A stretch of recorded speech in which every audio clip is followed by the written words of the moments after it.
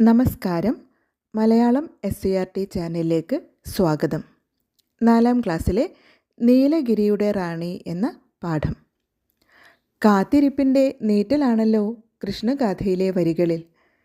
അതെ, കാത്തിരിപ്പ് എന്നുള്ള കവിതയിൽ മകനെ കാത്തിരിക്കുന്ന അമ്മയെയാണ് നമ്മൾ കണ്ടത് അല്ലേ? കാട്ടിലേക്ക് കാലുമേയ്ക്കാനായി പോയ മകന് എന്തെങ്കിലും ആപത്ത് സംഭവിച്ചിരിക്കുമോ? എന്താണ് വരുന്ന നേരമായിട്ടും വന്നു ചേരാത്തത് എന്ന് ആശങ്കയോടെ കാത്തിരിക്കുന്ന അമ്മയെയാണ് നമ്മൾ കണ്ടത്.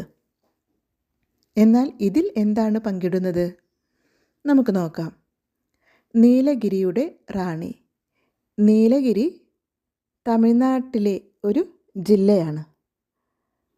അത് നമ്മുടെ പശ്ചിമഘട്ട മലനിരകളുടെ ഭാഗമാണ്. തമിഴ്നാടിൻ്റെ ഏറ്റവും പടിഞ്ഞാറേ ഭാഗത്തുള്ള പ്രദേശം. കേരളവും കർണാടകവും ഒക്കെ ഈ ഒരു പ്രദേശവുമായി ചേർന്ന് കിടക്കുന്നതാണ്. അപ്പോൾ നീലഗിരിയുടെ റാണി ആരാണ് എന്ന് നമുക്ക് പാഠത്തിലൂടെ കടന്നു പോകുമ്പോൾ മനസ്സിലാവും.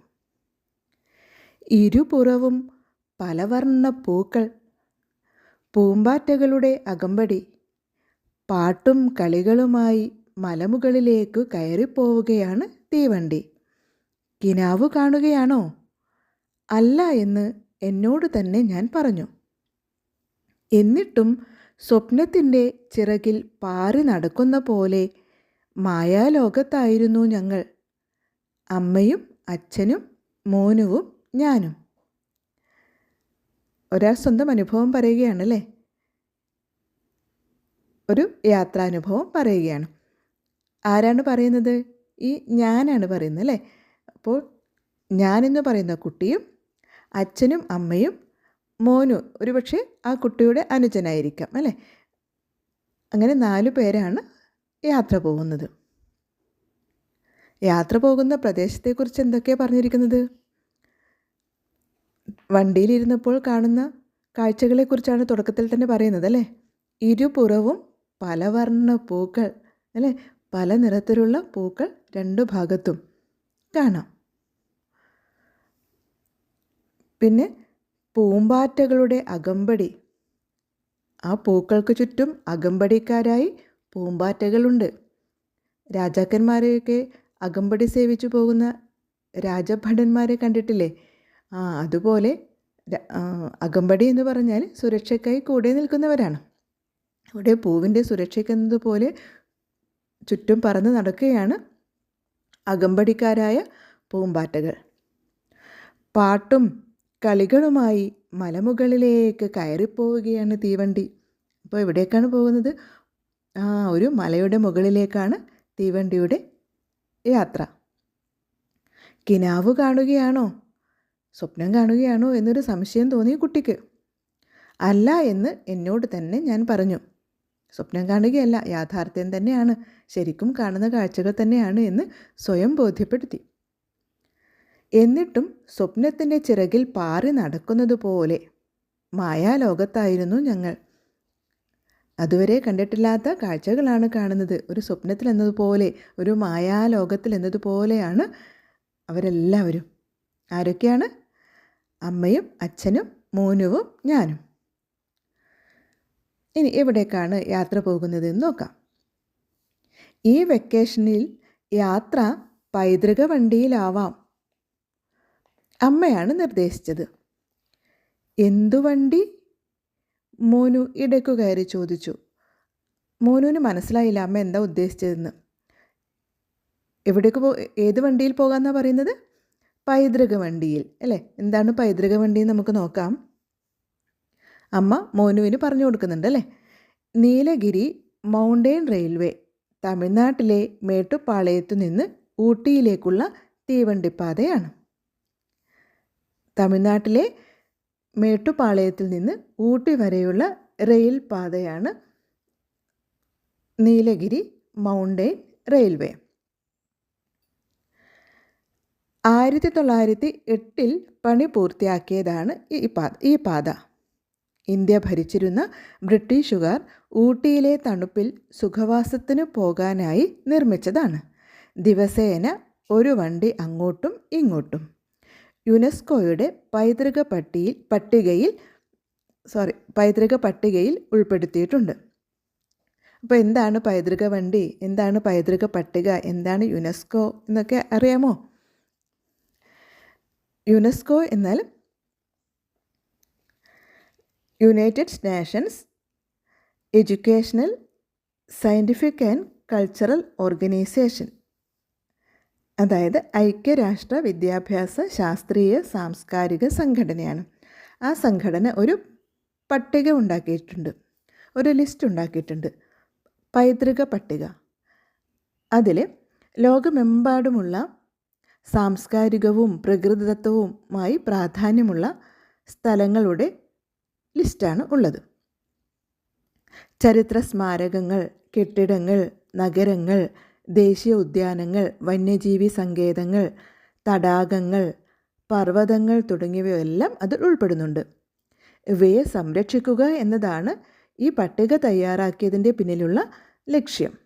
ഇന്ത്യയിലെ താജ്മഹൽ കേട്ടിട്ടില്ലേ? ആഗ്ര കോട്ട, അജന്ത എല്ലോറ ഗുഹകൾ, അതുപോലെ പശ്ചിമഘട്ടം തുടങ്ങിയവയൊക്കെ ഈ പൈതൃക പട്ടികയിലെ ലിസ്റ്റിലുണ്ട്. അതുപോലെ കുന്നിൻ മുകളിലേക്കുള്ള ഈ റെയിൽപാതയും യുനെസ്കോയുടെ പൈതൃക പട്ടികയിലുള്ളതാണ്. ഇവിടുത്തെ ഈ നീലഗിരി മൗണ്ടൻ റെയിൽവേയിൽ ആ റെയിൽപാതയിലൂടെ പോകുന്ന ടോയ് ട്രെയിനുകളാണ് അവിടുത്തെ പ്രധാന കൗതുകം. ഈ ട്രെയിൻ യുനെസ്കോയുടെ ലോക പൈതൃക പട്ടികയിൽ ഉൾപ്പെട്ടിട്ടുണ്ട്. അതുകൊണ്ടാണ് പൈതൃക വണ്ടിയിൽ പോകാമെന്ന് പറയുന്നത്. ഈ ചെറിയ ട്രെയിൻ, കുറച്ച് ബോഗികൾ മാത്രം, 3-4 ബോഗികൾ മാത്രമുള്ള ട്രെയിനാണ് ഇതിൽ കൂടി പോകുന്നത്. അതുകൊണ്ടാണ് അതിനെ ടോയ് ട്രെയിൻ എന്ന് പറയുന്നത്. ഈ ട്രെയിൻ യുനെസ്കോയുടെ പൈതൃക പട്ടികയിൽ ഉൾപ്പെടുത്തിയിട്ടുണ്ട്. അതുകൊണ്ടാണ് പൈതൃക വണ്ടി എന്നതിനെ പറയുന്നത്. മനസ്സിലായല്ലോ? അപ്പോൾ ആരാണ് ഈ പാത നിർമ്മിച്ചത്? ബ്രിട്ടീഷുകാരാണ് അല്ലേ? ബ്രിട്ടീഷുകാരാണ് നമ്മുടെ ഇന്ത്യ സ്വാതന്ത്ര്യത്തിന് മുമ്പ് ഇന്ത്യയെ അടക്കി ഭരിച്ചിരുന്നത് അല്ലേ? 1947 ഇന്ത്യ സ്വതന്ത്രമാവുന്നതിന് മുമ്പ് ഇന്ത്യയുടെ ഭരണം ബ്രിട്ടീഷുകാരുടെ കയ്യിലായിരുന്നു. അവരാണ് ഈ തീവണ്ടിപ്പാത നിർമ്മിച്ചത്. അവർക്ക് ഊട്ടിയിലേക്ക് സുഖവാസത്തിന് പോകാൻ വേണ്ടിയിട്ട്. അപ്പോൾ നീലഗിരിയുടെ റാണി ഊട്ടി തന്നെയാണ്. ദിവസേന ഒരു വണ്ടി അങ്ങോട്ടും ഇങ്ങോട്ടും പോകുന്നുണ്ട്. ഒരു ട്രെയിൻ മാത്രമാണ് പോകുന്നത്. അത് എല്ലാ ദിവസവും ഒന്നാണ്, ഒരു വണ്ടി.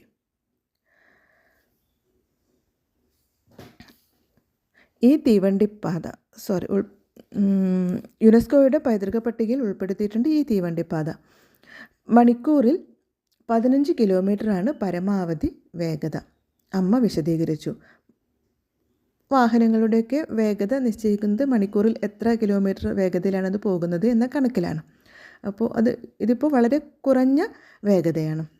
വേഗത കുറഞ്ഞ തീവണ്ടിയിലാണ് യാത്ര എന്നറിഞ്ഞപ്പോൾ ഞാനും മോനുവും മുഖം കറുപ്പിച്ചു. അവർക്കിഷ്ടമായില്ല. അവർക്ക് വേഗത്തിൽ പോകുന്ന വാഹനത്തിൽ പോകാനാണ് ഇഷ്ടം. അപ്പോൾ അവർക്ക് ഇഷ്ടമായില്ല. ഞങ്ങളില്ല എന്ന് പറഞ്ഞു അവർ. വേഗതയാണ് യാത്രയുടെ ത്രില്ല്. മണിക്കൂറിൽ 100-100 കിലോമീറ്റർ വേഗതയിൽ പോകുന്ന മാഗ്നറ്റിക് വണ്ടികളുടെ കാലമാണിത്. ഇക്കാലത്ത് ആരെങ്കിലും മണിക്കൂറിൽ 15 കിലോമീറ്റർ മാത്രം വേഗതയുള്ള വണ്ടിയിൽ യാത്രയ്ക്കൊരുങ്ങുമോ? ഇതിലാണ് അമ്മ ടിക്കറ്റ് എടുത്തിട്ടുള്ളത്. ഒട്ടും താല്പര്യമില്ലാതെയാണ് ഞങ്ങൾ പുറപ്പെട്ടത്. അപ്പോൾ യാത്രയുടെ ത്രില്ലെന്ന് പറയുന്നത് തന്നെ വേഗതയാണ്. അപ്പോൾ ഇത്രയും പതുക്കെ പോകുന്നൊരു വാഹനത്തിൽ എങ്ങനെയാണ് പോവുക കുട്ടികളൊക്കെ അല്ലേ? അവർക്ക് വേഗതയാണ് അവർക്ക് ഇഷ്ടം. വേഗത്തിൽ പോകുന്ന വാഹനങ്ങളിൽ കയറാനാണ് അല്ലേ?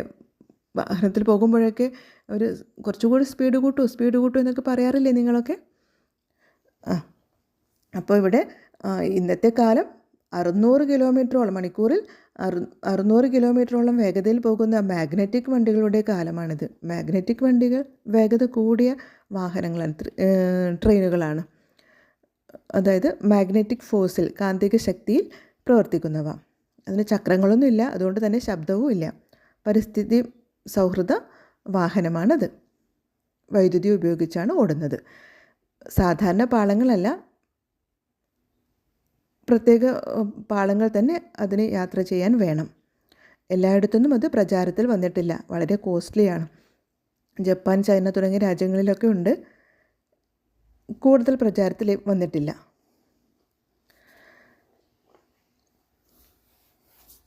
അപ്പോൾ അത്തരം വണ്ടികളുടെ കാലത്ത് ഈ 15 കിലോമീറ്റർ മാത്രം വേഗതയിൽ പോകുന്ന വാഹനത്തിൽ കയറാൻ ഒട്ടും താല്പര്യമില്ല കുട്ടികൾക്ക്. രാവിലെ 7:10 മേട്ടുപ്പാളയത്തു നിന്ന് തീവണ്ടി പുറപ്പെടുക. 4 കമ്പാർട്ട്മെൻറ്റുകൾ മാത്രമുള്ള കൊച്ചുവണ്ടി. കണ്ടപ്പോൾ എനിക്കും മോനുവിനും ഒട്ടും രസിച്ചില്ല. ആകെ എത്ര കമ്പാർട്ട്മെൻറ്റുകളാണുള്ളത്? 4 എണ്ണം അല്ലേ? 4 കമ്പാർട്ട്മെൻറ്റുകൾ മാത്രമേ ഉള്ളൂ. ഇതെന്തൊരു തീവണ്ടിയാണ് അല്ലേ? കുട്ടികൾ വലിയ നീണ്ട ട്രെയിനാണ് കണ്ടിട്ടുള്ളത്. ഇങ്ങനെ 4 ബോഗികൾ മാത്രമുള്ള ഒരു കുഞ്ഞു തീവണ്ടി കുട്ടികൾ ആദ്യമായിട്ടാണ് കാണുന്നത്. ഇതെന്താണ്, കളിപ്പാട്ടം പോലെ ഉണ്ടല്ലോ അല്ലേ? ശരിക്കും കളിപ്പാട്ടം തന്നെയാണല്ലേ? ടോയ് ട്രെയിൻ എന്നാണ് ഈ വണ്ടികളെ വിളിക്കുന്നത്. കണ്ടപ്പോൾ എനിക്കും മോനുവിനും ഒട്ടും രസിച്ചില്ല. കമ്പാർട്ട്മെൻറ്റുകളാവട്ടെ തീരെ ചെറുതും നമ്മുടെ സാധാരണ വണ്ടികൾ പോലെയല്ല, ചെറിയ ചെറിയ കമ്പാർട്ട്മെൻറ്റുകൾ ആണ്. 56 സീറ്റ് മാത്രം. ടോയ്ലറ്റുമില്ല. എൻജിനാവട്ടെ വണ്ടിയുടെ ഏറ്റവും പിന്നിലും.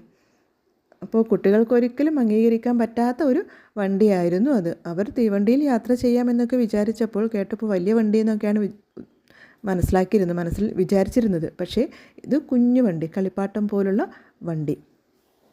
അപ്പോൾ അവർക്ക് അതൊന്നും അംഗീകരിക്കാനേ പറ്റിയില്ല. ഒട്ടും ഇഷ്ടമില്ല. അല്ലെങ്കിൽ തന്നെ വേഗത കുറവ് എന്ന് പറഞ്ഞിട്ട് വരുന്നില്ല എന്ന് പറഞ്ഞതാണ്. ഇനി ട്രെയിൻ കണ്ടപ്പോഴേക്കോ എല്ലാ താല്പര്യവും ഇല്ലാതായി. പുറപ്പെടാനുള്ള സമയത്തിന് മുമ്പ് തന്നെ കമ്പാർട്ട്മെൻറ്റുകൾ നിറഞ്ഞു. ഇവർക്കിഷ്ടമില്ല എങ്കിൽ പോലും അവിടേക്ക് യാത്ര പോകാനായി, ആ ട്രെയിനിലേക്ക് യാത്ര പോകാനായിട്ട് നിറയെ ആൾക്കാരുണ്ട്. അപ്പോൾ കമ്പാർട്ട്മെൻറ്റുകളൊക്കെ നിറഞ്ഞു. ലോകത്തിൻ്റെ പല ഭാഗത്തു നിന്നും വന്നവരുണ്ട്. പല ഭാഷ സംസാരിക്കുന്നവർ. ഇവർക്കൊന്നും വേറെ പണിയില്ലേ? തേരട്ട പോലുള്ള ഈ വണ്ടിയിൽ കയറാനാണോ ഇവർ വിദേശത്തു നിന്നടക്കം ഇവിടെ വന്നിരിക്കുന്നത്? അല്പം പരിഹാസത്തോടെ ഞാൻ മോനുവിൻ്റെ ചെവിയിൽ പറഞ്ഞു. ഇവർക്ക് ഒട്ടും ഇഷ്ടമല്ലല്ലോ. അപ്പോൾ ഇവർ ഈ ലോകത്തിൻ്റെ വിവിധ ഭാഷകളിൽ നിന്നും അല്ലേ, വേഷം ധരിച്ച ഭാഷകൾ സംസാരിക്കുന്ന ആൾക്കാരാണ് നിറയെ ഉള്ളത്. ഇവർക്കൊന്നും ഒരു ജോലിയുമില്ല ഈ കുഞ്ഞു വണ്ടിയിൽ യാത്ര ചെയ്യാനായിട്ട്. അങ്ങനെയാണ് കുട്ടികൾക്ക് തോന്നിയത്. അവർക്കോ ഇഷ്ടമില്ല. ഇവരെന്തിനാണ് ഈ വണ്ടിയിൽ, കുഞ്ഞു വണ്ടിയിൽ യാത്ര ചെയ്യാനായിട്ട് വന്നിരിക്കുന്നത് എന്നാണ് കുട്ടികൾ ചിന്തിക്കുന്നത്.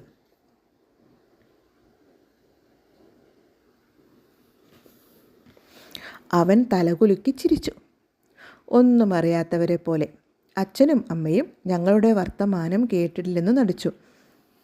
അവരെ കൂടി ശരിക്കും മറ്റ് യാത്രക്കാരെ പരിഹസിക്കുന്നതോടൊപ്പം സ്വന്തം മാതാപിതാക്കൾക്ക് കൂടി ഒരു കൊട്ടുകൊടുക്കുകയാണല്ലേ കുട്ടികൾ.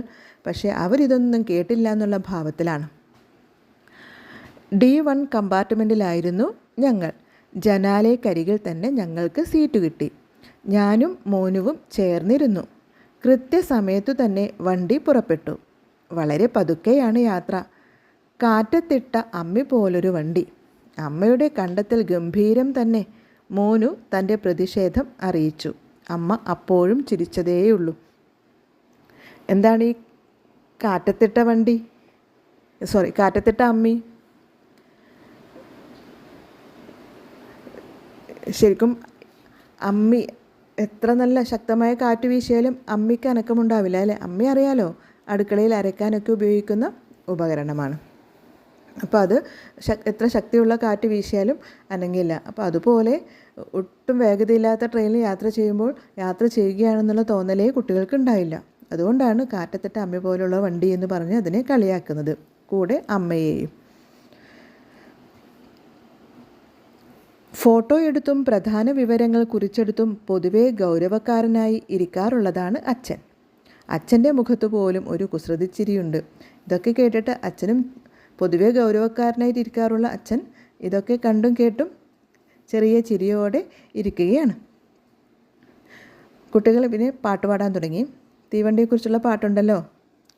കൂകു കൂകു തീവണ്ടി കൂകി നടക്കും തീവണ്ടി. നമ്മൾ ആ പാട്ട് എങ്ങനെയാണ് പഠിച്ചിട്ടുള്ളത്? കൂകു കൂകു തീവണ്ടി കൂകിപ്പായും തീവണ്ടി, അങ്ങനെയല്ലേ? ഇവിടെ കൂകിപ്പായും എന്നല്ല പറയുന്നത് കുട്ടികൾ. ശരിക്കും കളിയാക്കിക്കൊണ്ട് കൂകി നടക്കും തീവണ്ടി എന്നാണ് പറയുന്നത് അല്ലേ? അവിടെ പോലും ആ കളിയാക്കലുണ്ട്.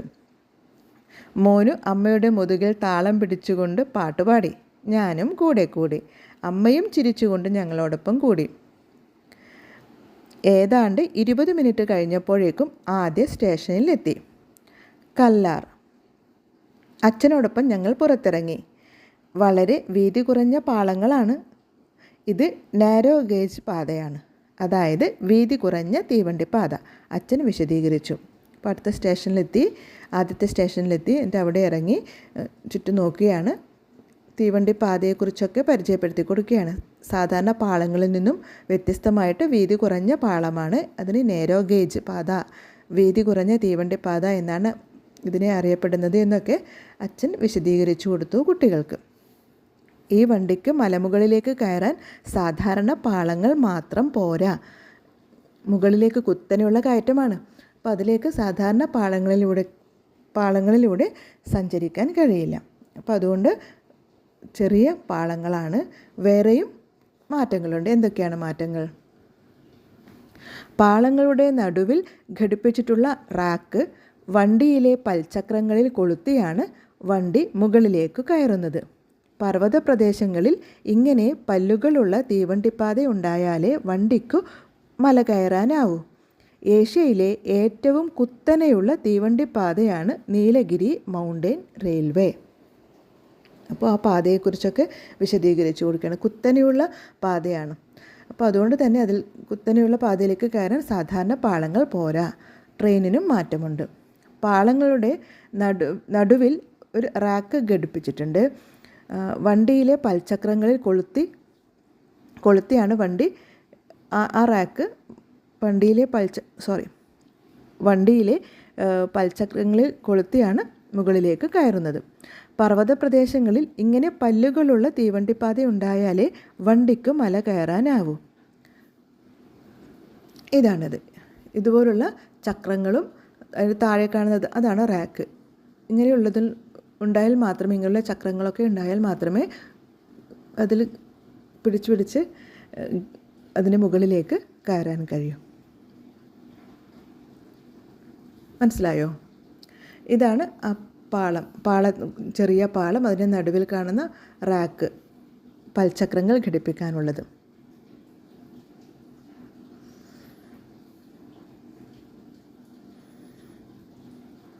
അപ്പോൾ ഇതിൽ ഈ പൽചക്രങ്ങൾ ഉപയോഗിച്ചാണ് ട്രെയിൻ കുന്ന് കയറുന്നത്.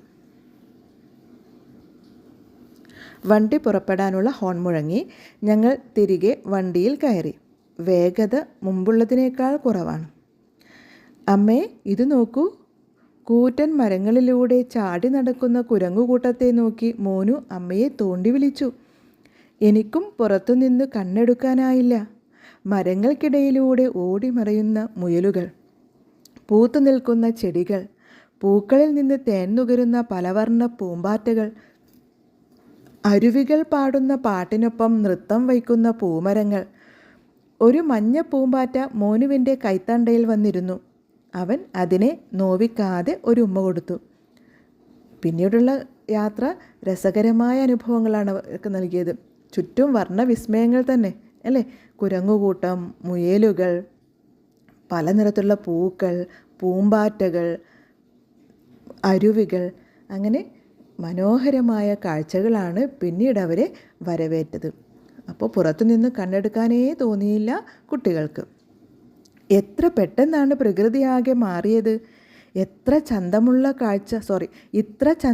കാഴ്ച ഞാൻ ഇതേവരെ കണ്ടിട്ടില്ലായിരുന്നു. കുന്നുകൾക്കിടയിലൂടെയാണ് പൈതൃക വണ്ടിയുടെ യാത്ര. ഇപ്പോൾ നാം പോകുന്നത് 100ാമത്തെ പാലത്തിലൂടെയാണ്. ഞാൻ എണ്ണിയിരുന്നു. മോനു അത്ഭുതം മറച്ചു വയ്ക്കാതെ വിളിച്ചു പറഞ്ഞു. തൊട്ടടുത്തിരുന്ന ഒരു വിദേശി ഇതു കേട്ട് അവനു നേരെ കൈനീട്ടി. 100 ബ്രിഡ്ജസ്. അയാൾ മനസ്സിലായി എന്ന മട്ടിൽ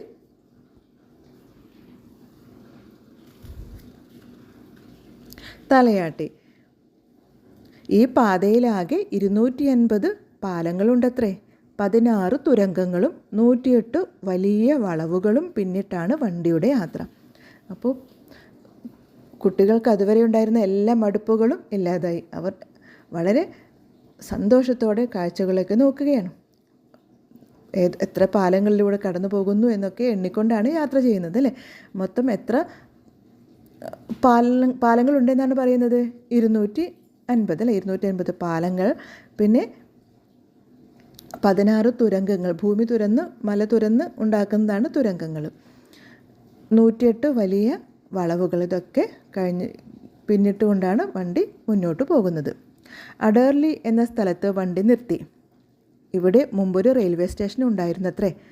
ഇപ്പോൾ അത് പ്രവർത്തിക്കുന്നില്ല. കാട്ടാന ശല്യമാണ് കാരണം. ഏതായാലും ഇപ്പോഴും വണ്ടിയിൽ വെള്ളം നിറയ്ക്കുന്നത് ഇവിടെ നിന്നാണ്. അപ്പോൾ മുമ്പ് സ്റ്റേഷനായിട്ട് ഉപയോഗിച്ചിരുന്നതാണ്. കാട്ടാന ശല്യം മൂലം ഇപ്പോൾ ഉപയോഗിക്കാറില്ല. എങ്കിലും എഞ്ചിനൊക്കെ ആവശ്യമുള്ള വെള്ളം നിറക്കാൻ വേണ്ടിയിട്ട് അവിടെ നിർത്താറുണ്ട്. ഞങ്ങൾ അമ്മയെയും അച്ഛനെയും കൂട്ടി പുറത്തിറങ്ങി. പലപ്പോഴും തീവണ്ടി യാത്രയ്ക്കിടയ്ക്ക് വെള്ളമോ ഭക്ഷണമോ വാങ്ങാൻ അച്ഛൻ ഏതെങ്കിലും സ്റ്റേഷനിൽ ഇറങ്ങാറുണ്ട്. തിരിച്ചു വരും വരെ എനിക്ക് പരിഭ്രമമാണ്. അച്ഛൻ വരും മുമ്പ് വണ്ടി വിട്ടാലോ? ഇവിടെ എല്ലാം വളരെ സാവധാനമാണ്, വളരെ ശാന്തവും. അപ്പോൾ തീവണ്ടി യാത്രയ്ക്കിടയിൽ മുമ്പുണ്ടായിരുന്ന അനുഭവങ്ങളെക്കുറിച്ചൊക്കെ ഓർക്കുകയാണ് കുട്ടി. സ്റ്റേഷനിൽ ഇറങ്ങിക്കഴിഞ്ഞാൽ അച്ഛൻ തിരിച്ചെത്തുന്നതിന് മുമ്പേ ട്രെയിൻ വിട്ടാലോ എന്നുള്ള പേടിയോടെ നിന്നിരുന്ന കാലത്തെക്കുറിച്ചൊക്കെ ഓർക്കുന്നു. പക്ഷേ ഈ ട്രെയിൻ വളരെ പതുക്കെയാണ് പോകുന്നത്. ഒരു വേഗതയുമില്ല. അന്തരീക്ഷവും വളരെ ശാന്തമാണ്. ഏറ്റവും രസമുള്ള സ്ഥലം റണ്ണിമേട് സ്റ്റേഷനാണ്. തെളിഞ്ഞ അരുവി, പച്ച പുല്ല് നിറഞ്ഞ കുന്നിൻ ചെരിവ്, തലയിൽ മഞ്ഞു കിരീടം ചൂടിയ മല. അച്ഛൻ ക്യാമറയിൽ ആ കാഴ്ച ആവോളം പകർത്തി. അപ്പോൾ ഏറ്റവും മനോഹരമായ കാഴ്ചകൾ സമ്മാനിച്ചത് റണ്ണിമേട് സ്റ്റേഷനാണ്. അപ്പോൾ അവിടെ നല്ല തെളിഞ്ഞ വെള്ളമുള്ള അരുവി ഉണ്ടായിരുന്നു. പച്ച പുല്ലുകൾ നിറഞ്ഞ കുന്നിൻ ചെരിവാണ്. പിന്നെ ആ കുന്നിൻ്റെ മുകളിൽ മഞ്ഞ് ഇങ്ങനെ മൂടിക്കിടക്കുന്നു. അപ്പോൾ മഞ്ഞു കിരീടം അണിഞ്ഞതുപോലെ കുന്നിനെ കാണപ്പെടുന്നു. അതൊക്കെ ക്യാമറയിൽ ഫോട്ടോ ആയി പകർത്തിയെടുത്തു. ഓർമ്മകൾ അല്ലേ, പിന്നീട് ഓർക്കാനുള്ള ഓർമ്മകളായി അത് ക്യാമറയിൽ നിറഞ്ഞു. പുറത്തെ കാഴ്ചകളുടെ ആനന്ദത്തിൽ അകത്തുള്ള യാത്രക്കാർ വണ്ടിയുടെ പതിഞ്ഞ താളത്തിനൊത്ത് പാട്ടുകൾ പാടി. മലമുകളിലെ പുകമഞ്ഞ് ടിക്കറ്റ് പരിശോധകനെ പോലെ എല്ലാവരെയും തോണ്ടി വിളിച്ചു. അല്ലെ, ഉറക്കത്തിലിരുന്ന യാത്രക്കാരെ ടിക്കറ്റ് പരിശോധകൻ വന്നിട്ട് വിളിക്കാറില്ലേ, മുട്ടി വിളിക്കില്ലേ? അതുപോലെ മഞ്ഞിങ്ങനെ മുട്ടി വിളിച്ചു. അപ്പോൾ മഞ്ഞ് ഇങ്ങനെ ദേഹത്തെ ഏൽക്കുന്നത് കാരണം ആർക്കും അങ്ങനെ ഉറങ്ങാൻ പറ്റുന്നില്ല. അത് അങ്ങനെ അവരുടെ ഉറക്കത്തേക്ക് ആ മഞ്ഞിൻ്റെ തണുപ്പ് ഇല്ലാതാക്കി എന്നാണ് പറയുന്നത്. ഞങ്ങൾ പുറത്തേക്ക് കൈനീട്ടി കാട്ടുപൂക്കൾ പറിച്ച് കോടമഞ്ഞിന് സമ്മാനിച്ചു. കൈനീട്ടി പൂക്കളൊക്കെ പറിക്കാം. വളരെ വേഗത കുറഞ്ഞാണല്ലോ വാഹനം പോകുന്നത്. പൂക്കളൊക്കെ പറിച്ച് മഞ്ഞിന് തിരിച്ചു കൊടുത്തു. അല്ലേ, മഞ്ഞിലേക്ക് എറിഞ്ഞു. അതാണ് മഞ്ഞിന് തിരിച്ചു കൊടുത്തു, മഞ്ഞിന് കൈമാറി, സമ്മാനിച്ചു എന്ന് പറയുന്നത്. കുനൂരെത്തിയപ്പോൾ വണ്ടി കുറച്ചധികം സമയം നിർത്തിയിട്ടു. ഇനി വണ്ടിക്ക് സാധാരണ ഡീസൽ എഞ്ചിൻ മതിയാവും. അപ്പോൾ ഇതുവരെ കുത്തനെയുള്ള കയറ്റമായിരുന്നല്ലോ. ഇനി ഉയരത്തിലെത്തിയതിന് ശേഷം ഇനി സാധാരണ എഞ്ചിൻ മതിയാവും. അപ്പോൾ എഞ്ചിൻ മാറ്റാൻ വേണ്ടി കുറച്ചധികം സമയം അവിടെ നിർത്തിയിട്ടു. അത് ഘടിപ്പിക്കാനാണ് നിർത്തിയിട്ടത്. അച്ഛൻ ഞങ്ങൾക്ക് കുനൂരിനെ കുറിച്ച് പറഞ്ഞു തന്നു. ഇവിടെയാണ് പ്രശസ്തമായ ലൂയി പാസ്റ്റർ ഇൻസ്റ്റിറ്റ്യൂട്ട്. വിഷബാധയ്ക്കെതിരായ വാക്സിൻ നിർമ്മിക്കുന്ന സ്ഥാപനമാണിത്. മറ്റു വാക്സിനുകളും ഇവിടെ ഉണ്ടാക്കുന്നുണ്ട്. അപ്പോൾ അടുത്ത ഒരു പ്രധാനപ്പെട്ട ഒരു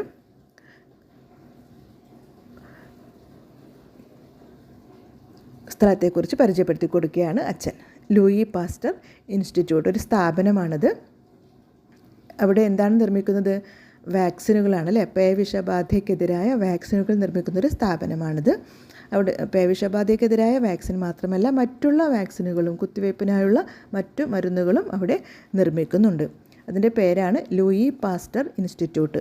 ലൂയി പാസ്റ്റർ 19-ാം നൂറ്റാണ്ടിൽ ജീവിച്ചിരുന്ന പ്രശസ്തനായ ഫ്രഞ്ച് ശാസ്ത്രജ്ഞനാണ്. അദ്ദേഹമാണ് റാബിസിനെതിരായ അഥവാ പേവിഷബാധയ്ക്കെതിരായ കുത്തിവയ്പ്പ് ആദ്യമായി പരീക്ഷിച്ചത്. അപ്പോൾ അദ്ദേഹത്തിൻ്റെ പേരാണ് ആ സ്ഥാപനത്തിന് നൽകിയിരിക്കുന്നത്. കുനൂരിൽ നിന്ന് ഊട്ടിയിലേക്ക് കുറച്ചു ദൂരമേ ഉള്ളൂ. കയറ്റവും കുറവാണ്. ഏതെല്ലാമോ സിനിമകളിൽ കണ്ടു പരിചയം തോന്നിയ മായാലോകത്തെ കാഴ്ചകളിലൂടെ ഞങ്ങളുടെ വണ്ടി ഊട്ടിയിലെത്തി. അപ്പോൾ സിനിമകളിലൊക്കെ കണ്ട് പരിചയമുള്ള കാഴ്ചകളാണ് കണ്ടത്. അപ്പോൾ അതൊക്കെ കണ്ടുകൊണ്ട് അവർ നീലഗിരിയുടെ റാണിയുടെ മടിത്തട്ടിലെത്തി, ഊട്ടിയിലെത്തി. ഞങ്ങളിപ്പോൾ സമുദ്രനിരപ്പിൽ നിന്നും 2200 മീറ്റർ ഉയരത്തിലാണ് അല്ലേ. ഊട്ടി പശ്ചിമഘട്ടത്തിന് മുകളിലാണ്, കുന്നിൻ മുകളിലാണ്. അത് താഴത്തെ സമുദ്രനിരപ്പിൽ നിന്നും ഉയരം കണക്കാക്കുന്നത് അങ്ങനെയാണ്. സമുദ്രനിരപ്പിൽ നിന്നും എത്ര അടി മുകളിലാണ് ആ കുന്നുള്ളത് എന്ന രീതിയിലാണ് കുന്നുകളുടെ ഉയരം കണക്കാക്കുന്നത്. അപ്പോൾ ഇത് 2200 മീറ്റർ ഉയരത്തിലാണ് ഉള്ളത്. പശ്ചിമഘട്ടത്തിൻ്റെ ഏറ്റവും മനോഹരമായ കാഴ്ച സമ്മാനിച്ച് നീലഗിരിയുടെ റാണിയായ ഊട്ടി ഞങ്ങളെ സ്വാഗതം ചെയ്തു. അങ്ങനെ അവർ ഊട്ടിയിൽ എത്തിച്ചേർന്നു.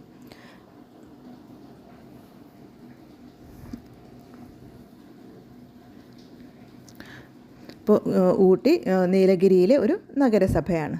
ക്യൂൻ ഓഫ് ഹിൽ സ്റ്റേഷൻസ് എന്നാണ് ഊട്ടി അറിയപ്പെടുന്നത്. ഏറ്റവും കൂടുതൽ വിനോദസഞ്ചാരികളെ ആകർഷിക്കുന്ന ഒരു സ്ഥലമാണ് ഈ സ്ഥലം ഊട്ടി. തീവണ്ടിയിൽ നിന്നിറങ്ങിയപ്പോൾ ഞങ്ങൾ അമ്മയ്ക്ക് ഇരുപുറവും ചേർന്ന് നിന്നു. അമ്മ ഞങ്ങളെ ചേർത്ത് നിർത്തി തോളിലിട്ട കമ്പിളി പുതപ്പ് കൊണ്ട് സാവധാനം പുതപ്പിച്ചു. അല്പം ചമ്മലോടെ ഞങ്ങൾ അമ്മയുടെ നേരെ മുഖമുയർത്തി. അമ്മ ഒരു കുസൃതി ചിരിയോടെ ഞങ്ങളെ നോക്കി കണ്ണിറുക്കി. അച്ഛൻ തക്ക സമയത്ത് ഞങ്ങളെ ക്യാമറയിലാക്കി. അപ്പോൾ അവിടെ എത്തിക്കഴിഞ്ഞപ്പോൾ അമ്മയുടെ അടുത്ത് നിന്നു അമ്മ അവരെ തണുപ്പിൽ നിന്നും രക്ഷിക്കാനായി കമ്പിളി പുതപ്പൊക്കെ പുതപ്പിച്ച് തന്നോട് ചേർത്ത് നിർത്തി. കുട്ടികൾക്ക് ചമ്മലായിരുന്നു അല്ലേ. എന്തിനാണ് ചമ്മൽ? അമ്മയുടെ തീരുമാനത്തിൻ്റെ മഹത്വം അവർ മനസ്സിലാക്കിയല്ലേ. അപ്പോൾ വേഗത കുറഞ്ഞ വണ്ടിയിൽ യാത്ര ചെയ്തതുകൊണ്ടാണ് പ്രകൃതി ദൃശ്യങ്ങളുടെ ആ ഭംഗി പൂർണ്ണമായും അവർക്ക് ആസ്വദിക്കാൻ കഴിഞ്ഞത്. ഇത്രയും മനോഹരമായൊരു പ്രദേശത്തേക്ക് വരാനാണ് അമ്മ ഈ കാഴ്ചകളൊക്കെ സമ്മാനിച്ചത് അമ്മയാണ് അല്ലേ. അപ്പോൾ അതുകൊണ്ട് തന്നെ ആദ്യം തന്നെ ഒരുപാട് എതിർപ്പൊക്കെ പ്രകടിപ്പിച്ചതാണ് കുട്ടികൾ. അമ്മയെ ഒരുപാട് പരിഹസിച്ചതാണ് അല്ലേ, പാട്ടൊക്കെ പാടിയിട്ടൊക്കെ. അപ്പോൾ അതിൻ്റെ ഒരു നാണമാണ് അവർക്ക്. അമ്മയെ പരിഹസിച്ചല്ലോ എന്നോർത്ത് അമ്മയുടെ തീരുമാനം ഏറ്റവും ബെസ്റ്റാണ് എന്നവർ തിരിച്ചറിഞ്ഞു. അതുകൊണ്ടാണ് അവർക്ക് ചമ്മലുണ്ടായത്. അപ്പോൾ അവരുടെ ആ ഭാവങ്ങളൊക്കെ അച്ഛൻ ക്യാമറയിലാക്കിയിരുന്നു. അപ്പോൾ മനോഹരമായൊരു യാത്രാ വിവരണമാണല്ലേ ഇത്. ഇനി നമുക്ക് പഠന പ്രവർത്തനങ്ങൾ നോക്കാം. കാറ്റത്തിട്ട അമ്മി പോലൊരു വണ്ടി മോനു ഇങ്ങനെ പറയാൻ കാരണമെന്ത്?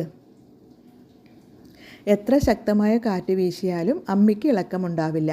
അതുപോലെ വേഗത കുറഞ്ഞ ട്രെയിൻ നീങ്ങുന്നത് അറിയുന്നേയില്ല.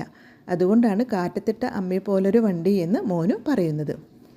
അല്പം ചമ്മലോടെ ഞങ്ങൾ അമ്മയുടെ നേരെ മുഖമുയർത്തി. എന്തുകൊണ്ടാണ് കുട്ടികൾ ചമ്മലോടെ അമ്മയെ നോക്കിയത്?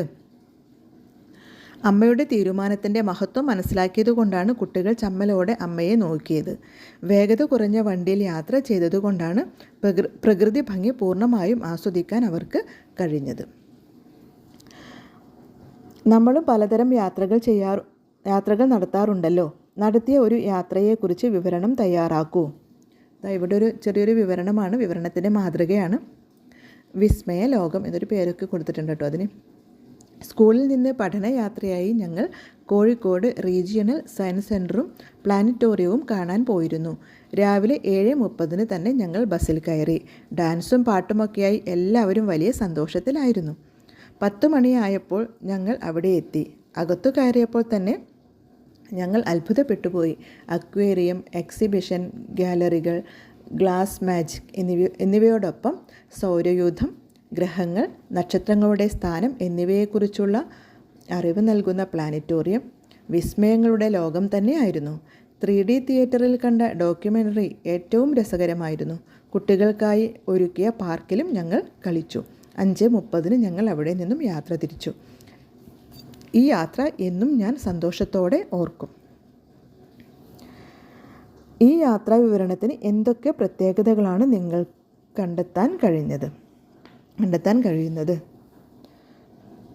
ഒന്ന്, കുട്ടികളുടെ കാഴ്ചപ്പാടിൽ എഴുതിയത് അല്ലേ. ഇതിൽ പറയുന്ന ഞാൻ എന്ന കുട്ടി അനുഭവം പറയുന്നത് പോലെയാണ് ഈ വിവരണം തയ്യാറാക്കിയിട്ടുള്ളത്.